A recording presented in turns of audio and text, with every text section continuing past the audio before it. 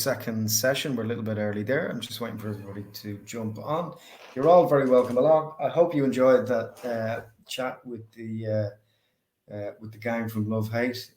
It's really excellent to kind of check in and have a little retrospective look back on the impact and the I suppose the cultural significance of a show like that. And thanks so much to all of the guys for the time for that.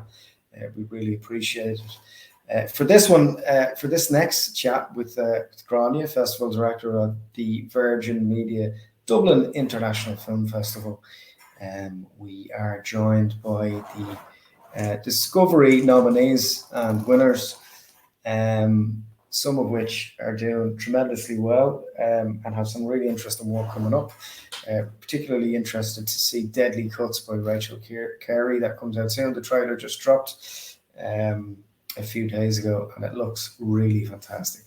And pretty much every actor that you know working in Ireland is in that film. So it's really wonderful to see, and it looks hilarious.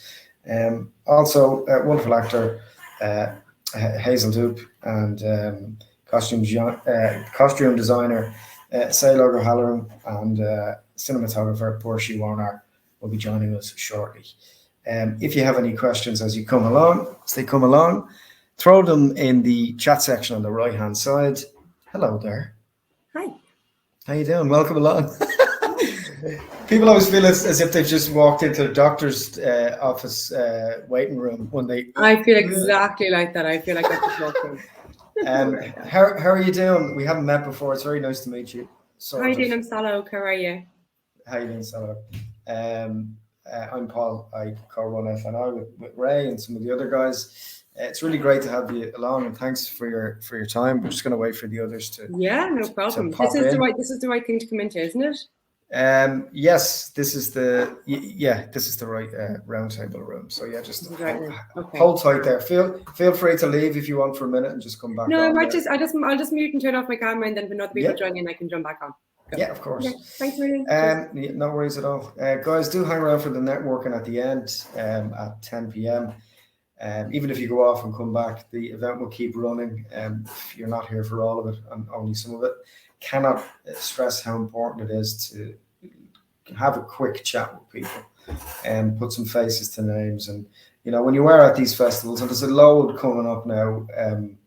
Indie Cork's coming up soon, and then Cork and the Carey Film Festival, and then obviously the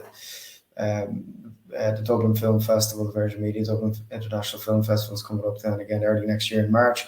So it's really important to have a chat, engage, keep an open mind with. How are you doing? How are you? How's it going, man? Really appreciate you popping on tonight. You're in London. I'm in London at the moment, yeah. Yeah, your social media activity has told me as much. How are you doing? Very good, yeah. I can't complain. Life is good. It's very hot and humid over here. It's been raining all day. It's about 22 degrees, but it's nice. It's good to be traveling again for work. Yeah, absolutely. The last year has been. Have you been busy during the last year? Or are you lucky enough to be busy?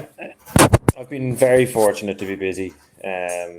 Luckily, I managed to start doing a bit of work with Lidl as a client, who obviously did pretty well out of the out of COVID, considering that nobody could go out for drinks or food anymore, and somebody needed to shoot their food, and I very fortunately ended up shooting quite a bit of it. But I was lucky as well. I had a lot of work lined up prior to it, and through I think a lot of creative planning and producing, we managed, once the restrictions were lifted and a little bit of, I suppose, creativity, we managed to change scripts to allow to shoot with COVID restrictions, and it was challenging, but I think making films is a challenge always anyway. So there's always a pandemic in our game, isn't there? Exactly. Exactly. So yeah, I'm just going to cut across here and just talk about some other things that we have coming up.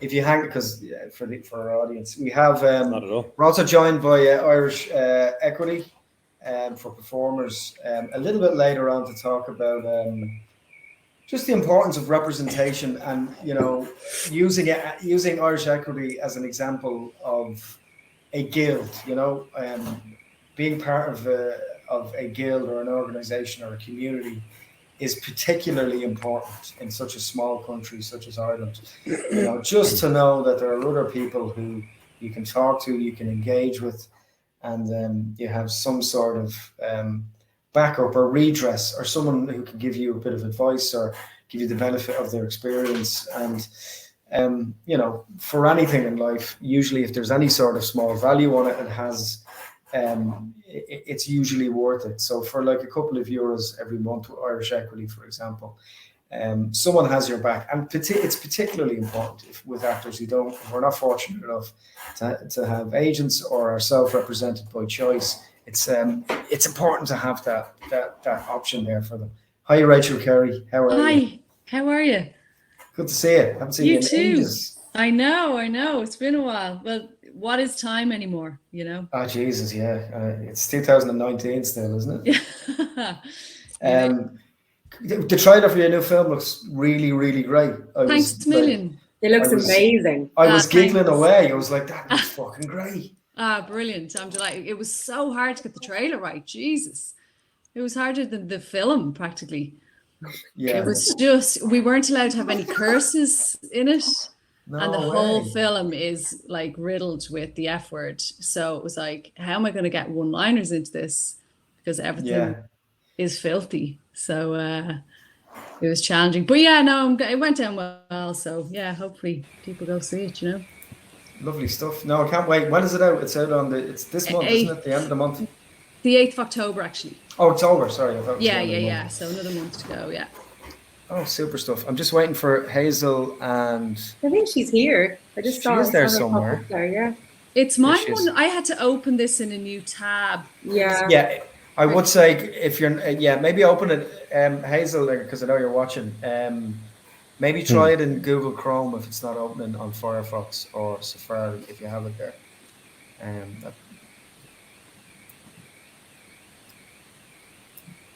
Okay. Yeah. So yeah, it looks great. Who's distributing that, Rachel? Wildcard. Oh, lovely. Okay. Yeah. Wildcard are doing some really great stuff. I mean, they've 3 or 4 Irish features coming out in the last 2 or 3 months, and you're like, and the standard just seems to be getting not being disrespectful to any work prior to that. It's just it really seems to be kind of hitting the tone and a really good mark all the time, and it's really exciting. It must be a really exciting time to be involved. Yeah. There's so many Irish films I want to see as well. You know the way sometimes you'd be stuck for an Irish film, and now it's like everything. Like there's a list. Like there's no duds really. And if anybody wants to go see Redemption of a Rogue, feel more than welcome. I've seen it. Can't wait to see it. Thirdly, it's so good. It's like Thank you very much. It's so. Who wrote it? The director, Philip. Because it feels very much like a Pat McCabe kind of a like raucous romp. Yes, Philip Doherty, who's he wrote for theatre and stage for a lot of his career, and just kind of fell in love with film and squirreled away on a script for about 7 years, and the inner workings of his crazy mind came onto screen. Very luckily, he chose me to realise them. It's absolutely brilliant, Burschi. It's Thank so you very good. much. And Aaron is amazing. Like everybody in it is so brilliant. So good. He's a tour de force, Aaron. Oh my God, He's the nicest guy to work with ever as well. I saw you did his actors creates or whatever you call it. Yeah. How did that go? That was great. I mean, like, once again, it was kind of funny because it was, very low budget, and then you're dealing with the difficulties of how do you shoot something during COVID, and then on top of that, how do you shoot something during COVID in a space that when you haven't, you've the guys, in fairness to them, they took the budget, they raised more money, they put some of them in, put some of their own money themselves to make sure that protocol was reached. I think like originally with the funding, it seems to be that the funding was kind of a great Kickstarter for actors to kind of have a nice platform to try and make something, but then everybody kind of tries and elevates everything, and all of a sudden Aaron was thinking about doing kind of a one-man band with somebody else, and next thing we know, it's a full film crew doing a 2-day shoot. And it seems to be a lot of those with the Actor Creates one. It seems like everybody took it to like the next level of like, it went from they had a certain amount of money to do a small bit of amount, and then it was like they all became huge productions. I think everybody was just mad keen to go make films again. You know, it's kind of like being injured and wanting to get back and play your sport. You know, like we couldn't do anything during COVID, and you know, it's slowly but surely beginning to reopen. And you know yourself, like with film, the process in which something, you know, people outside of film always forget, like there's probably been about, you know, a year or 2 years of trying to get this made, be it like somebody who's written a script, you know, years ago and has been trying to get somebody to fund it for them, or you know, just the process. Sometimes the troubles with post, you know, people kind of think, oh, well, the film is made in the same amount of time that we watched it. So, you know, so much stuff was on the back burner that I think like there was just this huge buildup of like an explosion, like a cannon explosion. Once everybody was told, okay, you're allowed to go make again, everybody was like, I just have to just make something. Yeah, it's nuts. Sorry, guys, just doing a little bit of housekeeping here, just adding Hazel to the chat. Pardon me. Grainne's coming on as well, isn't she? She is, yeah, apparently. Sorry, the joys of the internet, but the good news is this is all going to be over soon. Yeah, I know. Is it? I don't know. Oh, there's Grainne. There she is. Woo. With her banner up and everything. Beautiful. It lives there all the time. It never leaves my house. Oh my God, I'm so sorry, everybody. It's okay. Sorry about that. I hope you've found your way in through the software. We find that it's doing a lot of trial and error over the last kind of year and a half with this. It's the software that's the easiest in general terms for people to use. Obviously, there's Zoom and that as well, but there's different people. With this, it's all browser based as well, so there's no signing up. You sign up, you're in, and that's it, kind of thing. And we you know, it's a really, really brilliant service. Thank you so much for your time tonight on this. I think it's going to be really, really interesting, and particularly for people starting out to hear about some of the wonderful up and coming talent, and particularly recognized talent over the last year, and checking in on your starlets from last March, and checking in with kids, see how they're getting on. I'm going to duck off out now, and I'm going to get Hazel in very quickly. And I'll leave you to it. Thank you very much, Grainne. Good to see you, Paul. Thanks, guys. See you. Thanks, Cheers, Paul. And Cheers, yeah, just to reiterate to Paul and all the gang in F&I, it is really nice actually to connect in with everybody, because it does feel like last, you know, festival was a long time ago, and yet in another way it feels like a complete blink of an eye. But just to put a bit of context, I suppose, on it, our discovery program has been running for, I'm going to say, about 13 years now, and this year we actually had 14 nominees who were all drawn from the program of Irish shorts, features and docs that we presented, and we had a fantastic international panel of industry professionals who actually watched lots of show reels and lots of material, and it was them who kind of came back and said, look, it's been a really tough year because this is a fantastic standard, but there's really 4 people that we'd like to single out, and that's the 4 people that we're going to talk to this evening. So I'm hoping that Hazel's going to join us, so I'm just going to move on because I know we're on a bit of a timing and on a schedule anyway. But just a big hello to Burschi and Rachel and Saileog. It's so great to see you. And lovely to meet you.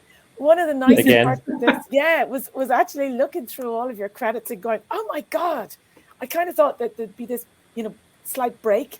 Do you know what I mean? Where everybody would be kind of like, you know, had stopped, but everyone's seemingly kept working. It's been really, really busy. And that's where I'm kind of hoping that we might be able to kind of tie in from tonight's chat, do you know what I mean, into what people have been doing since the festival, do you know what I mean, what they're working on. And as I think the last session finished, they were kind of plugging things that were in the cinema, because I know people have projects that are actually in cinemas and coming into cinemas soon to be shown on a big screen. So with that in mind, actually, Saileog? Saileog. Saileog. I knew it was going. Saileog, tell us about what you've been working on, because I know you did a couple of films, didn't you, with the Fla? Yeah, I had I've done I think 3 shorts in COVID and a few of them came in the Fla. I think so. I did an Encounter, which isn't out yet. That's coming through soon. That will be in That's Kelly's, isn't it? That's Kelly's, Kelly Campbell. Yeah. I did The Passion, which was with Mia Yeah. Malarkey and Frank Blake, which was great. And then I also did Don't Go with Rian McGregor and Claire McCabe. So that is premiering at the end of September, but I can't say where yet. So I kind of did those. And then in the beginning of May, I moved over to Prague to work on a Sony Amazon TV series here called The Wheel of Time. So Wow. So it's a second season. So it just, I think the trailer actually just launched. Trailer for the first season launched, I think, on last Friday, maybe. Wow. So we're in second season, and it was interesting because of COVID, because like the 4 first season had like stop and start like everybody did. But so season 1 and was finishing when season 2 was starting. So it was pretty full on for everybody. But it just was like a great, I think at the time it was a really good opportunity because I really wanted to learn, and I haven't designed episodic work before. So it made sense to kind of come and learn on something that was massive. And I'm used to working in a costume department of 1, or like if I'm lucky, 2 or maybe 5 on a big ass thing. So at the moment in the costume department, there's like 71 of us. So Whoa. yeah. That's big. Yeah. And go on, sorry. No, I was just going to ask you, how did it come about? Because I'm kind of fascinated as to how you know. It's kind of odd actually, because I don't know if, I'm sure Burschi and Rachel, you felt the same. This year has been crazy. Like it's gone from, like it is, like if Burschi was talking about the Actor Creates thing, like everybody is gearing up to make work. And I had a number of projects that were booked for this year. And at the very beginning of the year, when kind of another lockdown hit, a lot of them got pushed, and they've been pushed. Features have been pushed to next year. So when this came up, a friend of mine is an assistant designer, and he was booked for something else. And he just was like, would you be up for it? You know, it's Prague for a while, like a bit of crack. And I think at the time I was like, yeah, you know, sick of working in COVID times with very little budgets and really, really tight turnaround. And I just felt a little bit like, okay, I think I need to take myself out of that for a little bit. And decided, and I wanted to see kind of a different skyline for a while, I suppose. And just learn, like absolutely learn. And like, we have a huge department of leather workers and metal workers and textile department and amazing cutters and, you know, 2 or 3 units and sound stages. It's huge. So I came through just a friend of a friend, and it's also really hard to get crew at the moment. So off I went to Prague. That sounds fantastic. No, so cool. It really is. It sounds. What's it called again? Did you say? The Wheel of Time. So it's the Lord of the Rings is the biggest fantasy book ever made, like the biggest franchise, and then it's Harry Potter, and then it's the Wheel of Time. Wow. So, okay. Oh wow. It's fantasy, so it means anything goes. It's a bit of so it's just really interesting. It doesn't mean like I'm not here forever, I'm only here for a few months, but I hope everything I've learned I can put into my work when I go home. Yeah. It's an amazing opportunity. It's also amazing to see other professionals on an international production like that, how they operate, because you know, you kind of learn, I think, your own brand of filmmaking in your country, and then when you see another country or another nationality operating, you're like, that was really good, didn't like that, and you can kind of take what you like and forget what you don't and bring it back. Totally. And it is a thing of like Czech Republic, like Prague especially, has a really massive history of filmmaking. Like at the moment there's Carnival Row, there's The Wheel of Time, there's Grey Man, which was a Ryan Gosling thing. Like they're making stuff. Foundation is just coming on, second season Foundation is starting to happen here. So there's so first Mission Impossible was shot there as well. Yeah, and like we watched it the weekend that we decided to take. Decided to take the job, and it was like Prague, Czech Republic, the very first opening day. So, but you're right. Like it's a really international crew. It's just really, really good to learn. And I think after being locked in a house for a couple of months and then going into really hectic, like we all were, I think I just wanted to just soak up other people's amazing skills and support, like Sharon, the designer. I'm the assistant costume designer. I'm not the designer. I'm the assistant designer on it. And Sharon Gillam, who's the designer, is incredible. She's absolutely amazing.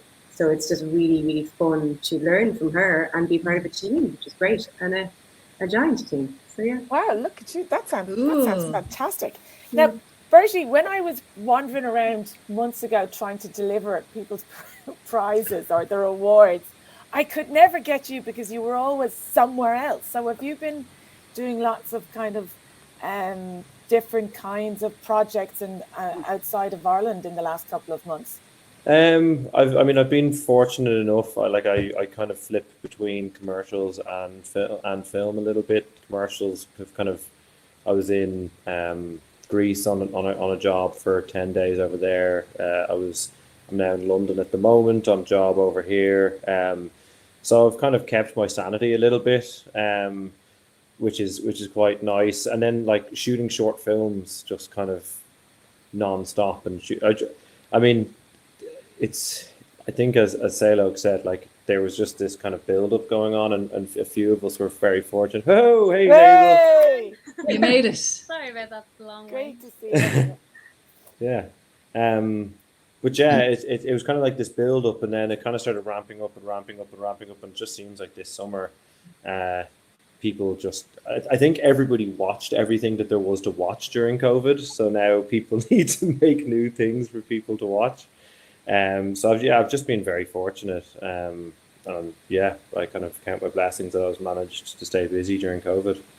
One of the questions I wanted to ask you, and it's obviously I can ask it to everybody else as well, but it was around training, because it feels like a lot of people have taken this particular period of time, do you know what I mean, to just upskill in certain areas or to refresh certain skills that they had. And I wondered if you had done that, because I know you obviously have lots of different kinds of skills and you have your own, you have your own equipment and stuff, but did you do any of that over the last? I took the time to I suppose kind of focus a little bit more on the direction that I wanted to take. I think one thing that happens in film is that you can kind of get caught up being very, very busy, and you have to remember that being busy isn't actually growth.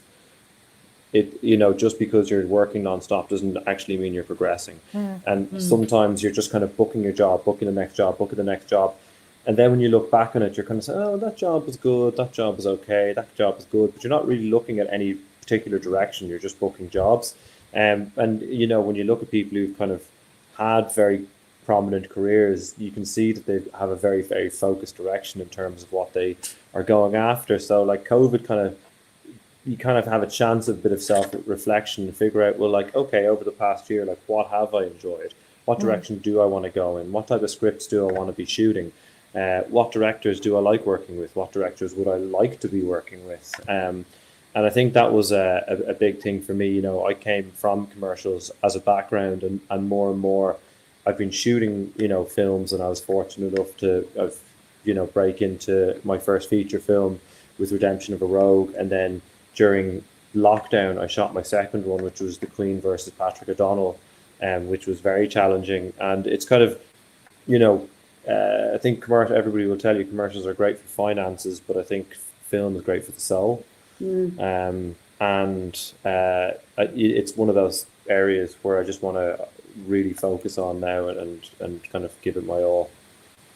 Well, Burschi, I was in the Lighthouse last night for Herself, and the guys were telling me that Redemption of a Rogue is doing great. Oh, good. Got loads of lovely reaction to it and fantastic audiences for it. So just to say that, kind of like, from the front line, those films are out there and people are seeing them. I think Redemption of a Rogue, you can say, I don't know if it's going to be good or bad, but it'll definitely get reactions in the cinema if you've seen it. Yeah. This is what the gang were telling me, the Lighthouse staff were telling me. Rachel, yes, finally Deadly Cuts is coming out. Finally. I don't even know what that film is anymore. I'm like, what was that thing I shot like 2 years ago? But yeah, finally. So we shot that obviously in November, December 2019 and had the premiere in March, which was amazing. But it's just felt like such a long time. And it was strange because we had the premiere and there was like a great reaction and we did a lot of, you know, talking to people about it. And then everything sort of died down again while we waited. And now suddenly it's ramping back up and it's really strange. You have to get your head back into it and go, people still haven't seen this film. You know, you kind of nearly feel like it's over in a way. And then you're like, oh, nobody's seen it. And it's so deadly to, pardon the pun, to kind of get back excited about it again. And, you know, we'll actually get to go and see it in a cinema. And, you know, I'll get to see the girls. And so, yeah, it's amazing. I'm really, really looking forward to it. So are you now in that kind of, you know, publicity kind of sphere? So you've kind of presumably did a couple of the festivals, did you? I mean, I know you did a couple of the Q&As over the summer and stuff like that for some of the... Yeah, so it was all remote, you know, for the festivals. So we did a few festivals, and yeah, we did bits and pieces of press. It was all via Zooms. I was so zoomed out, especially Zooming with America, you know, at night, and stuff like that. So we did all of that, and yeah, and then we kind of always knew it was going to be around this time because everyone was projecting to this time to get it out, and everything then. We got the date about a month ago and we're just starting to ramp up now into the press and everything now. So it's really just getting started. We launched the trailer on Monday, which was exciting, and that's gone down really well. And finally, people are getting to actually see and get a flavour of what the film is all about, because I think it's a little hard to capture.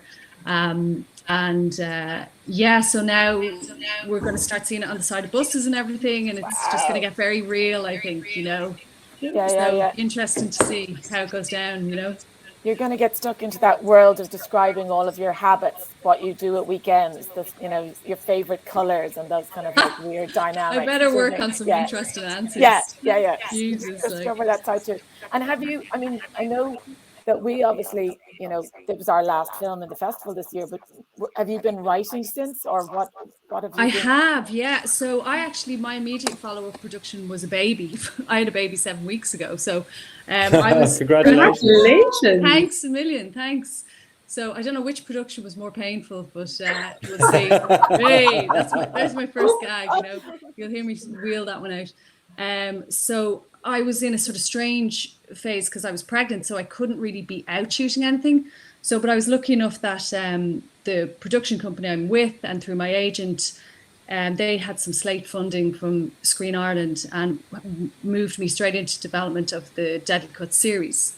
And also my follow-up feature. So straight away there was like a chunk of money and it was like, okay, let's get these moving. So I had a very firm deadline, which was the baby's due date, to get that shit written. And I'm telling you, nothing will motivate you more than no paid maternity leave and and a delivery date hanging over your head. So I was like, and also working in commercial, same as Burschi, to feather the nest, I suppose. So I was doing a lot of advertising work remotely, including my first remote advertising shoot, which was surreal. And yeah, so I've loads of stuff kind of ready to go, and that's all sort of with the producers now. It's ready to go out to market, and then I'm working with my agent on a couple of other things and trying to get into more writers' rooms sort of work and things like that, and do more comedy. I'd really like to get into more episodic and TV work, whether it's on my own stuff or on other shows. I mean, what Saileog's doing, that sounds absolutely amazing. And, you know, getting out there and learning and working with bigger international teams and directors and stuff like that is kind of the direction I'm heading. Once I get the kid looking after himself. 7 weeks. 7 weeks. And he's already having to fend for himself. You'd be grand. Like a young baby turtle sent into the sea. I will see if he survives. Let's see what happens. Hazel, I wanted to give you a bit of a chance to catch your breath because you made it in. Thank you so much. Yeah. But another reason, I was conscious, we've just been talking about how everyone has been really busy, but I feel like you have been really busy as well. The last few months haven't been very busy. No, I've been kind of just chilling, taking some time for myself and my friends and family, and writing music mostly, really. But yeah, before that I was in Clare for a little bit for season 2 of Smother. Yeah, and now hopefully I'm going to be going on to a shoot in October with Burschi actually. I've been really, really, really looking forward to that. Really looking forward to working with Burschi again. So I'm delighted to be doing that. And then Great to have you on board. Yay! Yeah. I think I that was was going to ask you about Kate's film, which will be in, is it Toronto? Is it at the weekend? It's going to get its world premiere? Yeah, its world premiere is Really on Saturday midnight in Toronto. So I'm up at 6:30 in the morning tomorrow. And we're going to head out, myself and my parents. Oh, fantastic. Oh, wow. Wow. It is. Those screenings are amazing in Toronto. They're literally just below the roof off, so I can't imagine it would be brilliant. I was there like 3 years ago, maybe at the stage, and it was incredible. So I can only imagine something that like the midnight screening is going to be surreal. And that's so cool, amazing. And tell us about this Ulysses project that you're working on. That was actually through lockdown. That was a really interesting project that I got to work on with a lot of really great actors. Kind of just the director Leisha had a plan in her head to just make this kind of just rebirth the Ulysses project, and just basically everybody in their houses. Hold on. Beyond the camera. She cut to different people's faces, and it turned out really cool. So. No, it sounds fantastic. It sounds really amazing. I'm conscious that I want to just get a kind of quick sort of run around just in terms of what people have kind of, learned or seen that they've really liked. Because I'm conscious that I'm always using the opportunity to find out someone else who can fill it. Do you know what I mean? Either what's on Amazon or Netflix, or if they've seen something on their travels that they've really liked or they're really looking forward to. Is there anything that anyone wants to jump in and suggest that they are really excited that will be on the small screen, or if they have any advice of things that are coming up on the big screen? The one thing I watched lately that I can't stop thinking about it, because I just was so surprised by watching it, is Pig. Has anybody seen Pig yet? No, I heard it's very good. Oh my God. Is it Nicolas Cage? Nicolas Cage and a truffle pig. Like, sold. The better, Yeah. the less you know about it, the better. It was one of these things like, well, let's just put it on, grand, we'll watch it. I was like full on bawling at the end. It was just absolutely beautiful. Absolutely beautiful. So I really, really recommend that if you want something that's like, I think you should just watch it. I won't even talk about it. I think it's really worth watching. Yeah. Did anyone see The Nest? Which is a catch of Jude Law, Carey Coons. Oh, I saw it reviewed at the weekend. Really, really good. That is, and that's there's good. somebody just suggested, I think Claire's just suggested The Chair on Netflix. Oh, Okay. This is Sandra Oh. Oh yeah, is it good? Oh yeah. So and then the other one I'm very excited about is Succession. Will be coming back. Oh yeah, I can't wait for Succession to come Do you know back. when is it back soon, or do we know? Yeah, it is It in the is next soon. couple Isn't of it months, October? isn't it? The ads are out for it anyway. Yeah. But I so watched good. I'm sure everyone's seen White Lotus, but that was like my joy of the past month or so. And I've also been rewatching The Golden Girls for a bit of good old. I'm trying to watch some great like episodic comedy, and I rewatched 30 Rock. This is a Matt Leave thing as well.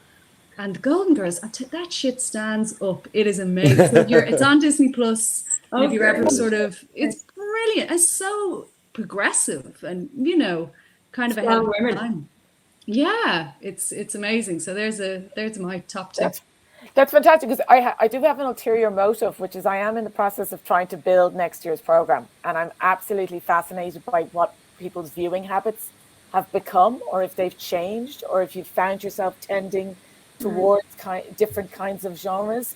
Yeah. And I know that it's obsessing lots of other festival programmers as well, because we're all trying to work out what, have things changed dramatically since the last time we did a physical festival. Yeah. So we're hoping for a hybrid festival next year. We're going to try and keep some bits online, and to try and do the bits, that we used to do, the old cinema versions, because that's, I saw Herself last night, and amazing. There are differences to seeing something on the big screen. It will land in a particular way. It will look a particular way, Yeah. So I kind of want people to remember that, you know, if they can. Yeah. Well, like I went I'm- back to cinema for the first time in a like cinema in Prague, and I saw First Cow, and I don't know if it was just that it was just a cinema experience of going back, no phones, no nothing, no distraction, no washing machine, no kitchen Yeah. light on, you know, nothing happening, and it was absolutely magical. Like it was really good, and I think that like there is such a need for the dark room with no distractions to really enjoy Oh it. yeah. Yeah. Big time. I'm off to see Respect now tonight. That'll be the Oh, Aretha yeah. Franklin film, Oh which I'm wow. excited to watch. So Great. Yeah, that's the other side, isn't it? The big screen and music. And Yeah. that immersive quality of somebody actually Yeah. saying, I can take over. You Yeah. know, Yeah. and For sure. completely capture your attention. Grainne, if I could just ask you just a quick question just about the future of film festivals. Do you see it becoming, or film festivals in general, becoming more blended, or as time progresses and programs being more and more available from home as well? Or do you think that the audiences are so tired of sitting indoors now that they need to go back kind of full whack to what we're used to? I think there's two different kind of areas for that. Like one is for filmmakers. I want everything in the cinema. I want it in a cinema. I want it to be an art form where people give it their attention. You know, they can eat, but very quietly, and they'll pay attention. They'll experience something as a group. Do you know what I mean? And they'll you know, share that experience. And I want filmmakers to see it on a big screen, to see their work, you know, placed within this temple-like structure. I was lucky enough to be in Cannes, and it was just emotional to see things one after another. Also, it was really good.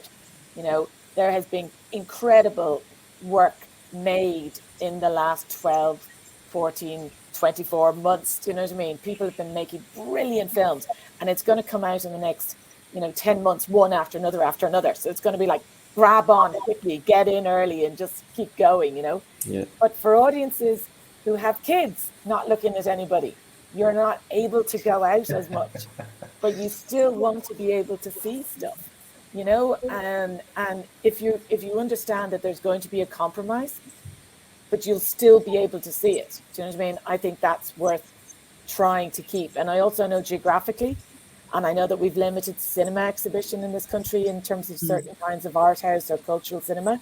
So if the only place that you will see certain films, is going to be one or two cinemas or online, then I think the access argument is worth making. But for filmmakers, I don't want them to think they have to make a film which is ultimately just going to be seen on a screen this size, because I genuinely got really emotional when I went to see Censor and when I went to see Herself on the big screen. Yeah. Because it affects you in a particular way. And I don't want filmmakers to start saying things like, oh, it doesn't really matter. It's only going to be on a screen about 13 inches wide anyway. Do you know what I mean? Or for things to be, sort of narrowed or compressed in that way. I think just to add on what you were saying, Grainne, I think it's really interesting that, we screened Redemption of a Rogue in Galway last year, and it was sold out, but it was also the demographic of people that I think saw the film was completely different, because at a festival normally it's filmmakers and it's your peers and stuff like that, but because there was not unlimited, but there was more capacity for viewers to see it, there was an opportunity. Exactly, there was an opportunity for friends and family who wouldn't be going to the festival with you, or to actually buy a ticket and watch it from home. And it was a completely different experience to any of the other Galways I've had, from people saying that was great, really loved that. And I did miss obviously the discussion with our peers at the festival, but the flip side was actually the opportunity to also talk to a wider audience and for other people who don't go to the festivals to see it. The other thing I'd say, though, Burschi, and it's interesting you saying that, is that, like, looking at the Cannes Venice argument about Netflix and Amazon, for instance, there's a lot more material being made by really, really amazing filmmakers that are now in those things. So, it is that idea that you use a festival in a different way than you possibly would have used a couple of years ago, and that's interesting. If you want it for a publicity drive, for instance, or sales, you can be really strategic about that, and it may or may not include an online aspect to it, or it might be just a physical aspect to it. So I think it's definitely, I think there's also an awful lot more pressure on festivals for that curated aspect to it, and trying to work out what is the, USP of a particular festival, or what's the personality of a particular festival. Because for filmmakers, there's also another side to it. There's festivals coming out of the woodwork, and they're all charging money, and they're all trying to get people to just submit their films, so I think there's a kind of a duty of care there as well, that when people do take in films, that they say what they're going to do with them and how they're going to support them and support the people involved in them, or actually say, no, it's not for us. Do you know what I mean? You're better off saving your premiere for another festival, or thinking of another way of getting it out there. Also, I think for short films, like I think everybody works so hard on shorts, and then especially in festivals, they have like you have shorts 1, 2, 3, and 4, whatever it is. But like if you don't get to that screening on that day at that time, you may not be able to see that short again. Yeah. So it's quite it meant, especially for festivals this year, that if you had a window or anything, but you just got to see a lot more of your peers' work, and also just of like future filmmakers and things. And I think shorts kind of happen and then disappear, but I think there's a lot of work in them. So the online stuff made a big difference this year. To see everybody's stuff. Yeah. Okay. I'm just going to pop next door and see how our neighbours are in the Irish Equity Room. You can wrap up in your own time there, Grainne, and people. Okay. There's actually a really interesting question here, which is for Rachel. It's somebody who has a full-time job as a writer-director and wants to know how you balance film work and a regular job. Do you have any advice? How I balance what? You balance film work and a regular job when starting out. Or it's advice for accomplishing the goal of being a working writer-director. Well, I don't work full time in advertising anymore. So that's where my background is advertising. So I always worked full time in agencies, and then I went freelance, which I'm not sure what their other work is, what that person is talking about, but the freelance work in advertising is great, and it's completely flexible, and so you can come and go as you please and do as much of that as you need to pay the bills, and then balance that with doing your own work and getting out and directing. And obviously ultimately I'd like to weight it more towards writing, directing until I can make enough money and do enough work at that. I just keep that as a freelance and do enough of it so that I'm always in the pool, if you know what I mean, to be called for work, I suppose. And also it's kind of related, the commercial, Burschi, like the commercial and film worlds completely overlap. So that's it. I just make sure it's always tempting to take a really cushy, lucrative commercial contract, and they'll be like, oh, we do another 2 months, and you have to go, no, I'm taking April to work on this or to direct this. And so I think you just have to be disciplined with yourself and just don't get lured into the cash too much. If that's remotely helpful. And talking about discipline, Hazel, you said that you've taken the last couple of months to kind of work on your own writing and kind of music as well. Did you find it relatively easy to kind of, focus in and did you set targets or kind of objectives, or was it more kind of casual? No, it was definitely more casual. It was definitely kind of like I'd sit down at the piano and come up with a little tune or something, add lyrics to it, or come up with a poem and then turn it into a song, something like that. That's generally how music comes about in my mind anyway. And it was really hard in the beginning of, like, especially the last year. It was kind of like everyone said, okay, it's perfect time to start writing, but it really wasn't, because nothing was going on. You were getting, there was plenty of time for output, there was no input. So I found that the last 2 or 3 months, just like spending time with my friends and family and just going on a different, path in life, as like compared to the last year and a half, was so inspiring, and really got my musical creative juices flowing a bit more. Thanks for that, Hazel. I'm conscious, and I think we probably have to wind up in a couple of minutes, but it sounds like everybody's in good shape and got lots of exciting projects coming along, and obviously there's kind of interlocked kind of like connections, obviously Three, I feel like during that, sort of Sesame Street, three of these people worked on Kathleen Was Here, which still seems to be going to lots of different festivals and doing really well. So it's kind of lovely to see that kind of circuit, even if it was somewhat kind of beaten up a bit, seems to have, kept going. There seems to be a lot of Irish films going to different festivals. I know there'll be a lot more over the coming months. Do you know what I mean? When we see how the Cork line up and what happens in Sundance, but it does seem like there's a lot of really the POV scheme, I think, the actor scheme that the guys did. I don't know if anybody saw any of those shorts. They're really, really, really interesting. Yeah, I saw Tony Doyle's. His was actors creator. Yeah, that was good. So there's loads of really interesting judgment schemes. It just feels like it's a really exciting period at the moment. Do you know what I mean? And very definitely, I've got that lovely feeling when you're watching a lot of films internationally and you're still going, Jesus, we're as good as them. Do you know what I mean? We're better than that. Yeah. You know what I mean? We're we wouldn't better. let that. Yeah. And we were just talking before you came on, Grainne, myself, Burschi and Saileog, about how it's kind of made everyone just, I don't know if it's an Irish thing, but just because everyone's so passionate about what we do, everyone's just more raring to go than ever. And, everyone's just like dying to be let out the traps. And I think, if anything, there's just pent up creative ambition. And I think it's just going to, we've learned a lesson now. This could be taken away from us almost. So it's like, go. Yeah. I think we'll all have a new appreciation. I can't wait to be on a set again. Like, can't wait.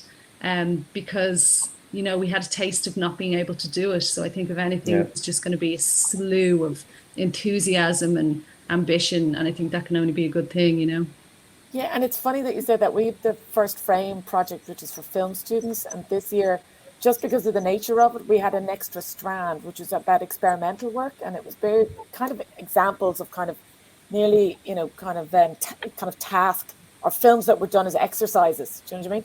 They were brilliant. And it was just really interesting that if you kind of just took away some of the categories and the boxes that we had been using before, do you know what I mean? That there were containers that we had decided on for certain things. And that it really did kind of give people a real sort of like, okay, fine. Do you know what I mean? I'm going to give you this film. Do you know what I mean? It's not what I would have put in that category, but, and it does feel like, as you said, so much work was being done, and it was short or it was long or it was, featured your family or it had, completely fully funded, budget, but it was really exciting. And I just feel like everyone has got so much stronger. Do you know what I mean? It feels like, everyone's got fitter, as you said, that when we come out, do you know what I mean? It's going to be kind of ready like to go. scary. I do think as well, though, like the language of film is starting off at a much younger age now because everybody has a camera on their phone. Yeah. So whether it's like, you're making TikTok videos or you're making YouTube videos or you're self-taping like band videos, there's access to this equipment now.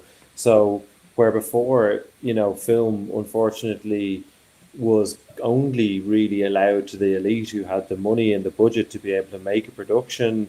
Now it's everybody, anybody with a phone, anybody, with a GoPro can go out and they can just make something. And it doesn't have to be the next, Hollywood blockbuster. It's just an expression or it's a narrative or it's a story, but it's a release, for some people. And I think, there's people will say there's pros and cons to the fact that cameras became digital and, back when film was around, people had a lot more, I don't know, there was a lot more rules and it kind of contained things. But I'd be an advocate for the fact that things did go digital and it allowed people who never had access to a voice and stories that you would have never heard coming from these parts in the world that may have not had the economy or the finances or the know-how to get it out there. Now you can just click your phone, it's up online, and one person might watch it, 1 million people could watch it. It's that's an amazing thing now. Yeah, no, I think I absolutely agree with you. I think it's genuinely really exciting, and that kind of excitement. I think just that whole thing when the lights go down and you go, okay, show me what you've got. I think that's there now. Do you know what I mean? I think there may have been phases when we kind of went, oh, we know what it's going to be. you know, but I think there's definitely is, and there's also a lot of risk. It feels a lot more curiosity in the ways in which people tell stories, or the decisions that they make. You know, they're a lot more. Maybe it's because we've all been audiences more, that we're actually more aware of what audiences think about. I used to always argue that people who made films a lot of the time didn't watch that many films. Do you know what I mean? And sometimes they had this other relationship with them, but I think they've got closer maybe in the last couple of months, you know. Like you've all been saying, you've been watching lots of things. Yeah. You know? Oh yeah. And it does impact on the way that you make then. And there's so much content as well, like it's harder to, you know, not that I need to make something that will help me stand out, but you kind of do. Like if you want to make something interesting, I was watching that new series with Annie Murphy the other night where Kevin can fuck himself. I don't know if anyone's watched it. And it goes from a sitcom into drama. And I was like, what the hell? And I got into it then and really liked it. But I was like, that is like seriously experimental stuff, isn't it? You know, and I think we're going to see more and more stuff like that, especially with the streamers. They're just looking for what's new, what's interesting. And I think that's kind of cool as well, because who knows what could happen, and you know, all bets are off. I think the casting is also the other side to it, which must be really exciting for you, Hazel, because it just seems like there people are making really interesting choices around the kinds of actors that they're working with, and the way. I mean, in the last panel, they were talking about people's accents. Do you know what I mean? And the way in which certain actors are allowed to bring their own accent, or do you know what I mean? How that is much more, you know, accessible or permitted now. Yeah, definitely. There's a lot actually. There's a lot more self-tapes and stuff coming in where you're just, even if it's not exclusively an Irish production, or if it's not like set in Ireland or anything, you're asked to use your own accent, which it's very nice for someone who gets self-tapes and doesn't have to look at different kinds of accents and study them all. But I agree. I think it's really interesting to use your own voice in acting, because for a lot of people back in the day, they wouldn't really have had that opportunity. There wouldn't have been a lot of things going on in Ireland, and everything would have been abroad. It would be an American or British accent. I think it's really nice to kind of be speaking in your own language. No, and listen, I can only say that in a landscape that everyone just keeps telling me is so busy, and there's so many different projects being made. It's been a real pleasure to actually grab ye for the best part of 45 minutes just to talk about what I'm working on. And thank you so much again, because as I said, we've got you from pretty much all over Europe, I think, you know, well, Dublin 8 here, but